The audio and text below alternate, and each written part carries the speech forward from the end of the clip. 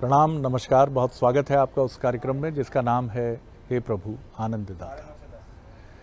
और आज इस कार्यक्रम में एक और नए एपिसोड में फिर हम एक ऐसा विषय चुनने की कोशिश कर रहे हैं जो जीवन के व्यवहार जगत से तो प्रत्यक्ष रूप से जुड़ा है ही, लेकिन ये आपके हमारी एक बहुत गहन वृत्ति, जिसको हम सब ये कहते हैं कि आखिर जीवन में हम किस तरह से जीवन को स्वीकार करके आगे बढ़ें कि जिससे तमाम चुनौतियों के बीच भी ना हमारे होठों से मुस्कान छिटके और ना हमारे कर्म रूपी प्रयत्नों में कोई शिथिलता आए, कोई ढीलापन आए। बोलने की अधीरता संसार में सर्वत्र पाई जाती है और बोलने की ये अधीरता महाभारत का भी कारण होती है। सड़कों पर जो अंग्रेजी में शब्द इस्तेमाल होता है रोड रेज, इस रोड रेज का सबसे बड़ा कारण है बोलने की अधीरता। गाड़ी के सामने अचानक कोई आ गया, गलती उसकी भी हो सकती है और गलती हमारी भी हो सकती है, लेकिन एक अपशब्द दोनों पक्षों में से किसी के मुंह से निकला और भरी सड़क पर गाड़ियों के दरवाजे खुलते हैं, वाक युद्ध थोड़ी देर में हाथापाई में बदल जाता है, मैन हैंडलिंग होने लगती है, कहानी पुलिस थाने तक भी पहुंच जाए तो कोई आश्चर्य नहीं, और कई बार तो दुर्भाग्यपूर्ण घटनाएं भी घट जाती हैं। घर पर लौटते हैं तो यहाँ भी अधीरता है।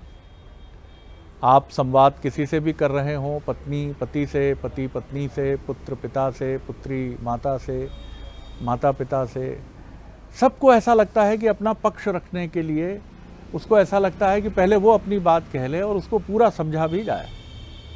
श्रोता कोई नहीं, कोई ठहर के सुनने वाला नहीं। हर व्यक्ति को लगता है कि वो अनसुना है, अनहर्ड है। दफ्तरों में एम्प्लॉय को लगता है कि वो अनहर्ड है, उसको सुना नहीं जा रहा।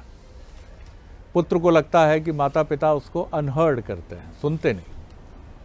माता पिता को लगता है कि युवा पीढ़ी उनको अनहर्ड करती है, उनको नहीं सुनती है। लोकतंत्र में जनता को लगता है कि जनप्रतिनिधि उसकी सुनते नहीं है, और जनप्रतिनिधि ये सोचता है कि बहुत अच्छे काम करता हूं, लेकिन जनता अच्छे काम ही अनहर्ड करती है। क्या हम सब बोलने की परंपरा को इतना आत्मसात कर चुके हैं, उसमें इतने डूब गए हैं, इतने गहरे पानी में उतर गए हैं कि सुनना भूल गए हैं? सुनना यानी गुनना और बुनना, और जो सुन नहीं सकता, कहने वाले तो कहते हैं कि वो बोलने का भी अधिकारी नहीं है। तो पहले सुनिए फिर बोलिए, ऐसा विद्वानों का कहना है। लेकिन आज इसी विषय पर हम अपने विद्वान वक्ता, मानस मर्मज्ञ, भगवत गीता के अद्भुत अध्येता प्रोफेसर डॉक्टर सुरेंद्र बिहारी गोस्वामी को सुनेंगे। प्रणाम कर रहा हूँ गोस्वामी जी, विषय आपके समक्ष है। आज आपने शरद जी अपनी पृष्ठभूमि में और जो विषय का चिंतन रखा है जी, उस विषय के चिंतन की, अगर ये उस चिंतन को हमने आत्मसात करने का प्रयत्न कर दिया तो हम कह सकते हैं कि शरीर रूपी संसार में विद्युत के अभाव को खत्म कर देंगे। आज समस्या ये हो गई है कि जैसे वो विद्युत में कार्बन नहीं आ जाता, जी हाँ, जी हाँ, जी हाँ, जी, या अंधेरा अंधेरा सा दिखता है, लाइट का अभाव होता है, हाँ। वैसे ही हमारे शरीर में ऊर्जा रूपी प्रकाश का अभाव है। और ऊर्जा रूपी प्रकाश किससे मिलती है? हम उस मूलाधार से वंचित हो जाते हैं। सुनना, श्रवण जो प्रक्रिया है वो हमारे अंतर्चित्त में ऊर्जा का संचार करती है। ऊर्जा का अर्थ होता है ज्ञान का संचार करती है। जब तक ज्ञान का प्रकाश नहीं होगा तब तक आप माया तम को के विरुद्ध जो है शंखनाद नहीं कर सकते।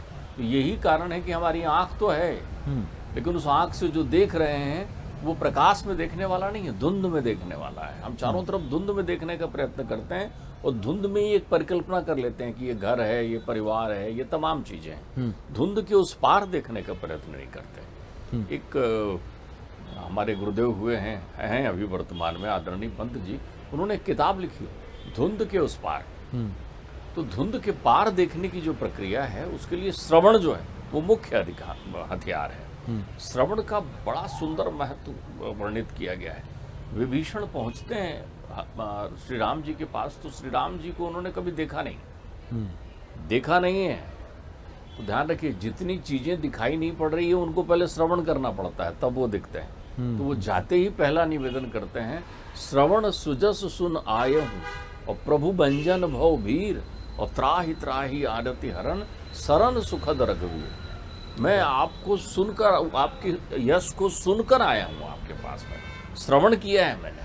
तो श्रवण रस का जो पान किया है, इसीलिए सावधान करते हुए तुलसी ये भी कहते हैं, जे नहीं सुने राम गुण गाना और श्रवण रंद आई भवन समाना।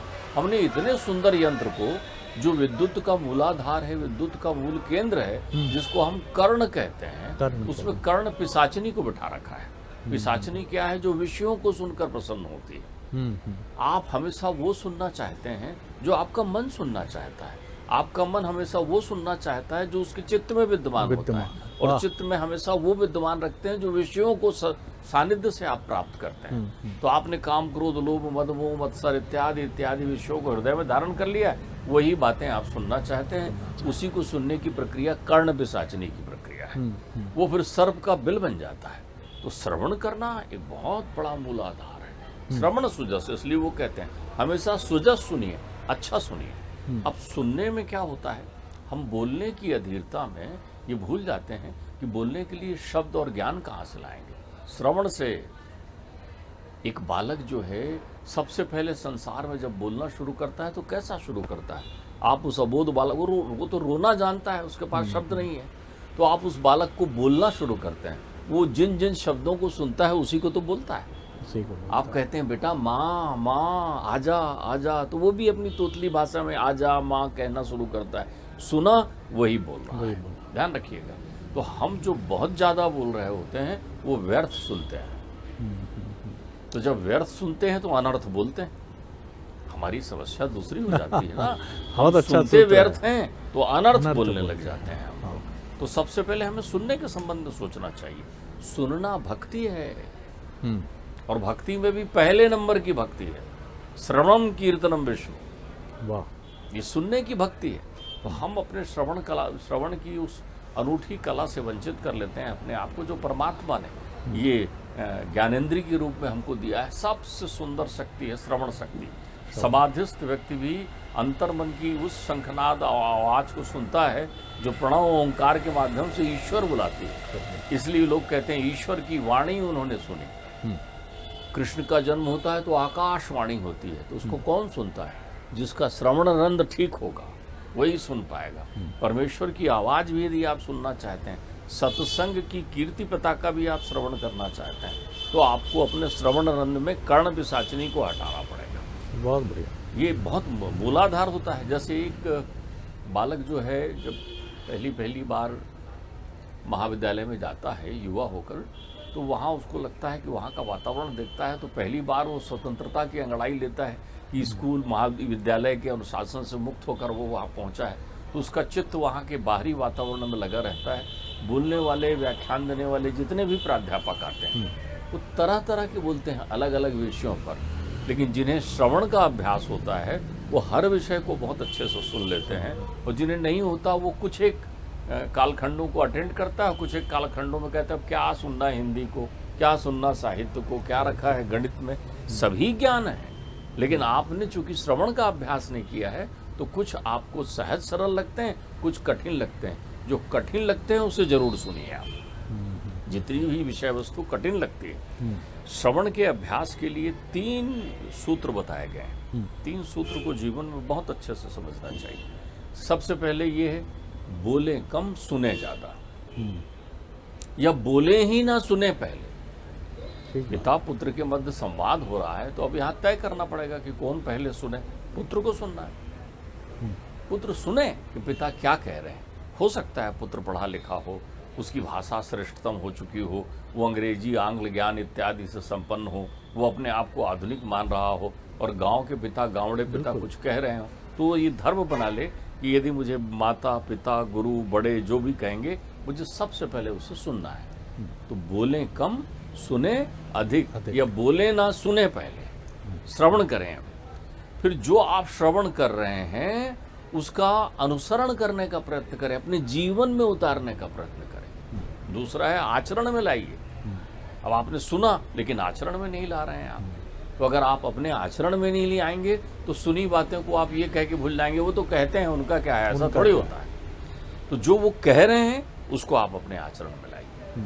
तो दूसरा जो श्रवण का मंथन है, चिंतन है, वो ये है कि जो चीज़ आपने श्रवण की उसे आप अपने आचरण में लाइए। जब आप आचरण में ले आएंगे तो फिर तीसरा चरण आपको प्राप्त होगा, आचरण से अनुभव प्राप्त होता है। वाह, बहुत अच्छा सूत्र है। जैसे ही आपने अनुसरण किया, किसका, श्रवण का, श्रवण का अनुसरण किया, तो जब आपने श्रवण का अनुसरण किया फिर उसको अपने आचरण में लाया। हमारे यहाँ बहुत सारे लोग आपको ये बोलते सुनेंगे, क्या फ़ायदा है इतनी इतनी बड़ी बातों का, उससे क्या प्रभाव पड़ेगा। अच्छा भैया, इतनी बड़ी बड़ी बातों में से तुमने कौन सी बातों का अनुसरण किया, अपने आचरण में कौन सी बातें लाई। सच बोलना चाहिए, अरे तो सच बोलने से क्या होता है, बस अब आपने बात खत्म कर दी। क्या होता है, क्या होता है ये देखिए आप। तो उसको जब आप अपने आचरण में लाते हैं तो आचरण में लाने के बाद क्या होगा, आपको अनुभव प्राप्त होगा। बाबा भोले भंडारी कहते हैं, सुनो सती कहूँ निज अनुभव अपना, मैं अनुभव से बता रहा हूँ। उन्होंने, जबकि वो जगत के स्वामी हैं, परमात्मा है, लेकिन अनुभव शब्द को कहा है। कहत कठिन समझत कठिन, साधन कठिन विवेक, और होय गुणाक्षा न्यायते ते प्रत्यय अनेक। बार बार प्रयत्न से वो अनुभव प्राप्त हुआ है। अनुभव खट्टा भी हो जाता है, अनुभव मीठा भी हो जाता है। खट्टा अनुभव ज़्यादा काम का है, उसको आप बोलेंगे। मीठा अनुभव आत्मसात करने के लिए है, उसका आप मनन करेंगे। तो अब आपने जब वो अनुभव प्राप्त कर लिया, तो अनुभव प्राप्त करने के बाद आपने किसको किसको प्रभाषित कर दिया, आप तो दिव्य ज्ञान प्रकाश प्राप्त हो गया। जो व्यक्ति अच्छा श्रोता है, बहुत अच्छा श्रवण करने वाला है, उससे अच्छा आध्यात्मिक कोई दूसरा नहीं हो सकता। आप श्रवण लीला का रसपान करने में देखिए, मैं तो कहूँ कितना अच्छा है कि उस भक्ति काल के ज़माने में कहीं सर्टिफिकेट का सिस्टम नहीं था।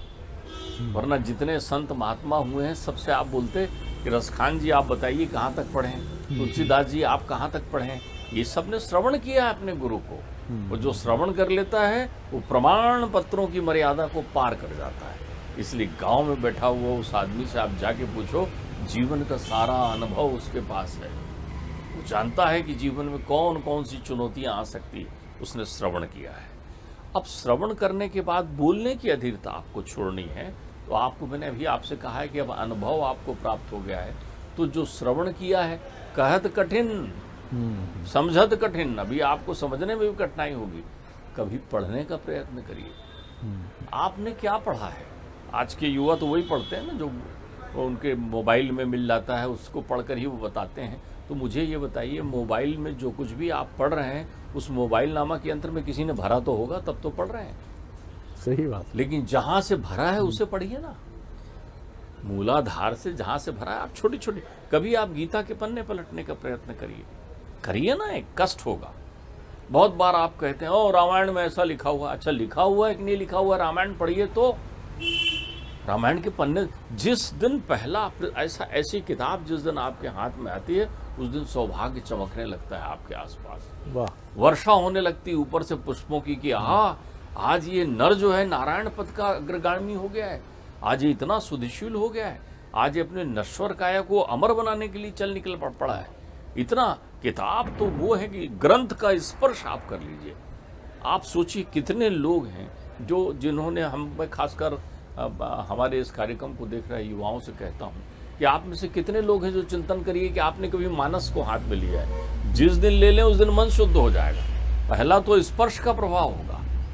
गीता में अर्जुन कहते हैं, भगवान से प्रश्न करते हैं, ऐसा नहीं कि आप ही प्रश्न करते हैं, वो कहते हैं भगवान जी आपने ज्ञान मार्ग बताया, भक्ति मार्ग बताया, योग मार्ग बताया, इत्यादि इत्यादि बताया। फिर आपने बताया कि इन सब का आचरण करने से, धर्म का पालन करने से तुम्हें स्वर्ग की प्राप्ति होगी, मुक्ति मिलेगी। ये सब तो शरीर छोड़ने के बाद ना, तुम्हें जीते जी क्या प्राप्त करूँगा। ठीक बात। भाई मैं ये सब चीजें तो भाई तुलसी कहते हैं ना, को जाने को जइहे जमपुर, को सुरपुर पर धाम को, और तुलसी बहुत भलो लागे जग जीवन राम गुलाम को। मान लो वहाँ जाने के बाद मालूम चला कि स्वर्ग नरक सब कहानी है, सब एक घाट में आके बैठ गए हैं, तो तब तो फिर मैं जीवन नहीं प्राप्त कर पाऊंगा ना, तो मुझे प्रत्यक्ष क्या फायदा होगा इन तथ्यों का। तो कहते हैं प्रत्यक्ष ये फायदा होगा कि जैसे ही तू इस पथ की ओर अग्रसित होगा, तेरा चित्त शुद्ध हो जाएगा, तुझे जीवन में आनंदानुभूति होने लगेगी, तेरे जीवन से सारे विघ्न हटने शुरू हो जाएंगे, तेरा मन शांत हो जाएगा, तेरे चेहरे पर तेज आ जाएगा, तुझे इतनी आनंद, तेरे अंतर्मन की सारी प्रतिकूल अवधारणाएं विलुप्त हो जाएंगी, तेरे कष्ट तुझे सुखद लगने लगेंगे। ये सबसे बड़ा फायदा होगा। सबसे पहले तो ये कर दो। तो जैसे ही आपने मानस को रखा तो आप समझ लीजिए देवी श्रद्धा आ गई, विश्वास का अवतरण हो गया, आस्था आपके चित्त में विद्यमान हो गया। अब आप पन्ना पलटिए, उसे ये सोचकर मत पढ़िए कि इन ग्रंथों को पढ़ने से पुण्य मिलेगा। कुछ नहीं मिलेगा, केवल ज्ञान मिलेगा। पहले जानो तो अपने आप को, फिर उनको पढ़ना शुरू करो, फिर उनको पढ़े हुए विषयों पर चाहे आप जो भी किताब पढ़ो, जैसे आप पाठ्य पुस्तक पढ़ते हैं अपनी कोई पाठ्यक्रम की, तो वो किताब पढ़ना शुरू करते हैं, आपको कठिनाई होती है तो आप किसके पास जाते हैं? शिक्षक से पूछते हैं, सर ये सवाल नहीं बन रहा है, सर ये समस्या नहीं सॉल्व हो रही है। वैसे ही आप उन्हें पढ़ें और अपने परिवार के शुद्धशील लोगों के साथ विमर्श करना प्रारंभ करें। तब आप देखिए भगवती सरस्वती भारती प्रसन्न होगी, तुम्हारे शब्दों में एक जादुई चमत्कार उत्पन्न होने लगेगा। तब तुम बोलोगे नहीं, तब तुम वहाँ पर गीत गाओगे, मधुरता का संगीत तुम्हारे मुखारबिंद से झरने लग जाएगा। तो श्रवण करने से जो अनुभव प्राप्त हुआ, उस अनुभव से आपने ब्रह्म अर्थात आनंद को जानने की दिशा में अध्ययन शुरू किया। अध्ययो अध्यायो सुसंद्रो अध्यायो स्वाध्यायो, 2 सूत्र गीता के बड़े सुंदर हैं। एक स्वाध्याय के लिए उन्होंने बताया है कि जो स्वाध्यायी व्यक्ति होता है वो केवल सुंदर अध्यायों का पठन पाठन करता है। सुंदर अध्यायों का, बहुत सुंदर सूत्र। तो जो सुंदर अध्यायों का पठन पाठन करता है वो अपने जीवन में श्रेष्ठतम ज्ञानार्जन की प्रक्रिया करता है। दूसरा वो कहते हैं युक्ताहार विहारस्या युक्त चेष्टस्य कर्मसु। वो कहते हैं जो सुधशील मुमुक्ष होता है वो विहार भी युक्त रूप से करता है, आहार भी युक्त रूप से करता है, विचार भी युक्त रूप से करता है। क्या बात। तो उसकी प्रक्रियाएं वैसी हो जाती है। तो जब हमारी श्रवण की ये कला हम समझ जाएंगे तो हमारी व्यर्थ के चिंतन बोलने की प्रक्रिया खत्म हो जाएगी, हम रूठने बनाने की प्रक्रियाओं से वंचित हो जाएंगे, हमें बुरा लगना खत्म हो जाएगा, हम लोगों को बुरे नहीं लगेंगे। और एक दिन ऐसा होगा कि हमारी प्रतीक्षा में लोग बैठे रहेंगे, वो आया नहीं, वो बोलता है तो अच्छा लगता है, वो किधर है वो दिखा नहीं, तुम मौन भी रहोगे तो तुम्हारा व्यक्तित्व तो बोलने लगेगा, यदि तुमने श्रवण की इस विधा को समझ लिया। बहुत सुंदर बात है। देखिए बहुत सारे विचार आपके मन में भी होंगे और मेरे मन में भी है। एक जो बात कबीर ने कही है संभवतः कि माया महा ठगिनी मैं जानी। माया बुद्धि का भी नाम है, बुद्धि भी महा ठगिनी है। बुद्धि का ही नाम है तर्कशीलता। तर्कशीलता की गाड़ी कब पटरी से उतर जाती है कोई नहीं जानता। पिता ने एक अच्छा वाक्य कहा, माँ ने एक अच्छा वाक्य कहा, शिक्षक ने कहा, किसी वरिष्ठ ने कहा, घर हो, दफ्तर हो, स्कूल हो, कॉलेज हो, विश्वविद्यालय हो, कहीं से भी कोई अच्छी चीज़ मिली तो बुद्धि तुरंत कहती इसमें इसका क्या इंटरेस्ट है, ये तो चाहते हैं मैं 24 घंटे यहीं बैठूं, इनके बुढ़ापे की लाठी बनूं और मैं इनका रिज़ल्ट अच्छा कर दूं, फर्स्ट डिवीज़न आ जाऊंगा यहाँ तो स्कूल का कॉलेज का रिज़ल्ट अच्छा। यानी आप अपनी बुद्धि से सामने से आने वाली अच्छी बात को भोथरा कर देते हैं, उसकी धार को, उसकी पवित्रता को पहले ही नष्ट कर देते हैं। इससे बचना है हमें और सुनना होगा। देखिए सुनना ही क्रांति है, रिवोल्यूशन है। ये बहुत सुंदर बात आज हमें सुनने को मिली है प्रोफेसर गोस्वामी से कि जिन्होंने सुना है वही बोलने के अधिकारी हैं और उन्हीं का बोला जगत में अनंत काल से लेकर अब तक प्रासंगिक है, रेलेवेंट है। वो चाहे विवेकानंद हों, चाहे रामकृष्ण परमहंस हों, चाहे हमारे और इसी परंपरा से आने वाले ऋषि हों या विचारक हों, उन्होंने सुना है और सुनकर बोला। और जब आप सुनकर बोलते हैं तो क्रांतिकारी ही कुछ बोलते हैं, क्योंकि आप इतना मनन कर चुके होते हैं भीतर कि कुछ निकलता है तो वो विवेकानंद की तरह ही निकलता है कि गीता के पहले फुटबॉल खेलो, स्वस्थ रक्त बहेगा रगों में, तब समझ पाओगे गीता को। देखिए, एक बड़ा सुंदर मुझे इस विषय में इस चर्चा के बीच में ध्यान आ गया। आज के काल में, कलिकाल में, लोग देखकर समझना शुरू करते हैं। उनके नज़र में रूप का लावण्य अधिक होता है। प्रणाम, बहुत सुंदर है, बहुत पकड़िए वो इस सूत्र को। केवल जो है वो देखते हैं, हमने जैसे ही देखा देख करके अच्छे लगते हैं। अब अच्छे हैं या नहीं है ये कैसे मालूम चलेगा। अतीत काल में हम चलें तो मैं आपको द्वापर के उत्तरार्ध में ले चलता हूँ। राजा भीष्मक की पुत्री हैं, नारद जी आए हुए हैं। सुने किसको? राजा भीष्मक की पुत्री हैं, नारद जी आए हुए हैं। वैसे ही जैसे मैना के यहाँ नारद जी आए थे सुनाने के लिए, आए हैं। वहाँ आकर वो हाथ देखकर कहते हैं कि ये तो त्रिलोकपति की पत्नी बनने योग्य है आपकी कन्या। और वहाँ वो द्वारिकाधीश के गुणों का बखान करते हैं कि द्वारिकाधीश जो श्री कृष्ण हैं वो कैसे हैं। तो वो जब पत्र लिखती हैं कृष्ण को तो वो कहती हैं, सुणवताम, मैंने सुना, और जैसे ही आपके चरित्र को मैंने सुना वो मेरे कर्ण से होते हुए मेरे हृदय में चित्रित हो गए, यहाँ धारण कर लिया मैंने, और अब आप ही मेरे प्रियतम हैं, आप ही मेरे परमेश्वर हैं। अगर आप आकर मुझे ले जाते हैं तो ठीक है, नहीं ले जाते हैं तो मैं प्राण त्यज दूंगी। तो वहाँ द्वारिका से कृष्ण निकलते हैं रुक्मिणी के लिए। तो आप देखिए, सुनकर किसी तथ्य को समझना और देखकर किसी तथ्य को समझना। तो हम लोग जो हैं आजकल भौतिकता पर टिके हुए हैं। देखा, किसी ने स्वांग कर लिया है, किसी ने स्वरूप बना लिया है। अब देखिए, रटी हुई बातें अधिक देर तक नहीं बोल सकते आप। सुनी और समझी हुई बातों के आधार पर, फिर पढ़ी और ज्ञान प्राप्त की हुई बातों के आधार पर आप जीवन का सार दे सकते हैं। बहुत सुंदर सूत्र देखिए हमको मिला है कि देखकर समझना बहुत जोखिम का काम है, और एक गहरी समझ के साथ समझना, यही जीवन का उद्देश्य है। और इस समझ के साथ अगर हम आगे बढ़ेंगे तो निश्चित तौर पर वो समझ पाएंगे जो समझना जीवन को सार्थक बनाता है। जीवन को परेशानियों और उलझनों में डालने के बजाय वाक संयम के साथ, ठहर कर, ठिठक कर, धैर्य के साथ अगर हम आगे बढ़ेंगे और सबसे पहले बोलने के पहले सुनने की आदत डालेंगे। सुनने वाला चेहरे पर एक शांति लेकर बोलता है, क्योंकि वो इतना सुन चुका होता है। और कई बार तो बोलने वाले की बात वो कह देता है और बोलने वाला निरुत्तर रह जाता है। मैं यही कहना चाह रहा था। हाँ जी, मैं समझ गया था, क्योंकि आपके आवेगी मनोभावों को वो पहले ही पढ़ लेता है। आपके चेहरे पर जो अधैर्य है, पेशेंस नहीं है, उसको भी वो पढ़ लेता है। और ये सब आता है सिर्फ गहरे श्रवण से, सुनने से। और हमारी परंपरा तो श्रवण की परंपरा है साहब। और हम ही नहीं, हम यहाँ जिस पर्यावरण में बात कर रहे हैं वहाँ ये वनस्पतियाँ भी सुन रही हैं इसको। उनकी भी सहमति है, उनकी भी असहमति हो सकती है। उनका भी स्पंदन बताता है कि इस चर्चा में उन्हें आनंद आ रहा है या नहीं आ रहा है। तो हम उस चराचर जगत में हैं जहाँ श्रवण की अद्भुत परंपरा है। तो जब भी बोलिए, बहुत सुनिए पहले, फिर बोलिए। आनंद आ गया गोस्वामी जी, आनंद आ गया। अगले एपिसोड में एक और नए विषय के साथ फिर उपस्थित होंगे। प्रणाम, नमस्कार।